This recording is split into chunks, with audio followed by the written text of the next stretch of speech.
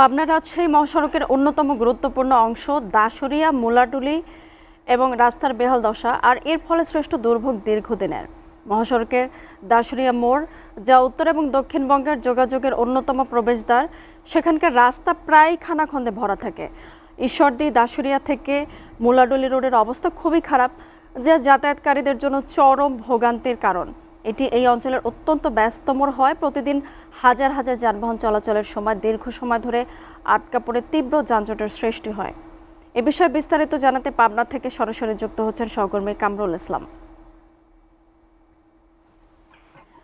কামরুল, সড়কের এই বেহাল দশা কেন, কি বলছেন সংশ্লিষ্টরা?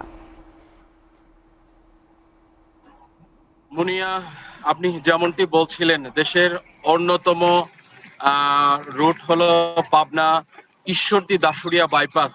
আমি ঠিক যেখানে দাঁড়িয়ে আছি, পাবনার অন্যতম একটি উপজেলা ঈশ্বরদী উপজেলার দাসুরিয়া বাইপাস মহাসড়ক থেকে ঠিক 1 কিলোমিটার উত্তরে। ঠিক এই রাস্তাটি, এই মহাসড়কটি ব্যবহার করে থাকে উত্তর অঞ্চলগামী সকল যানবাহন, দক্ষিণাঞ্চলগামী সকল যানবাহন।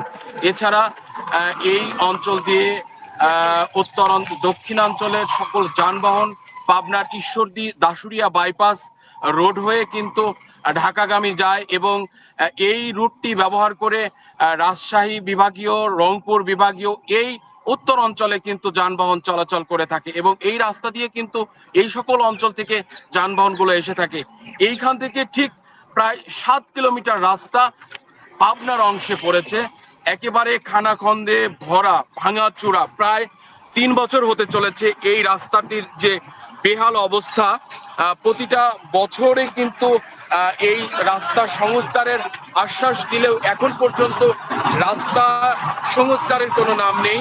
আসলে যে সকল যানবাহন চলাচল করে তারা কিন্তু অনেকটা দুর্বিষহভাবে এই রাস্তা দিয়ে তাদের যানবাহনগুলো চলাচল করছে। প্রতিনিয়ত এই রাস্তায় যানবাহন চলাচল করার কারণে, খানাখন্দের কারণে, বড় বড় গর্তের কারণে কিন্তু গাড়ি অনেক সময় বিকলাঙ্গ হয়ে পড়ছে এবং সঠিক সময়ে যাত্রীরা এবং পণ্য যাতায়াত করতে পারছে না, কারণ গাড়ি অত্যন্ত ধীর এবং স্লো গতিতে এই রাস্তা দিয়ে চলাচল করে থাকে।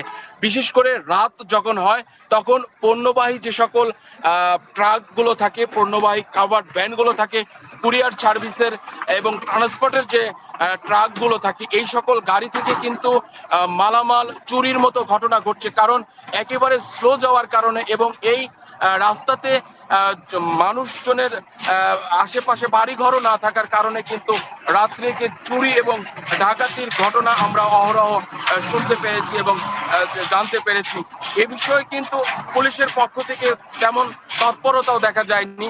বিশেষ করে এই রাস্তায় যারা চলাচল করে, রোগীবাহী অ্যাম্বুলেন্স এবং শিক্ষার্থীরা, তাদের কিন্তু দুর্ভোগ চরমে রয়েছে। দীর্ঘদিন পাবনার এই গুরুত্বপূর্ণ এই রুটে ঈশ্বরদী বাইপাস থেকে ঠিক মুলাডুলি পাবনার অংশের মধ্যেই, পাবনার সড়ক জনপদ বিভাগের অংশের মধ্যেই পড়েছে এই রাস্তাটি। এই রাস্তাটি আসলে সংস্কার না করার কারণে এই অঞ্চলের মানুষগুলো এবং এই রাস্তার যাতায়াতকারী সকল যানবাহন কিন্তু চরম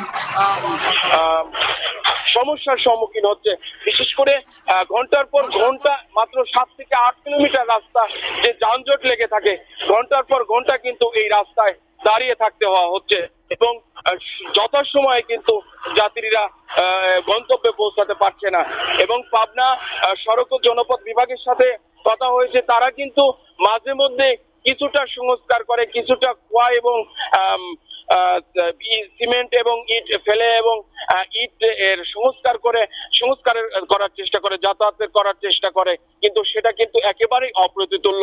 এলাকাবাসী এবং এদের সচেতন মহল এদের দাবি করেছেন যে এই রাস্তাটি কিন্তু অতি দ্রুত সংস্কার করা না হলে মানুষের দুর্ভোগ, যানবাহনের দুর্ভোগ বিশেষ করে এই জেলার এবং দেশের গুরুত্বপূর্ণ এই মহাসড়কে অনেকটাই অসুবিধায় পড়তে হচ্ছে। এই ছিল পাবনা দাসুরিয়া মহাসড়ক থেকে রাস্তা বেহালের সর্বশেষ অবস্থা। কামরুল, আপনাকে ধন্যবাদ।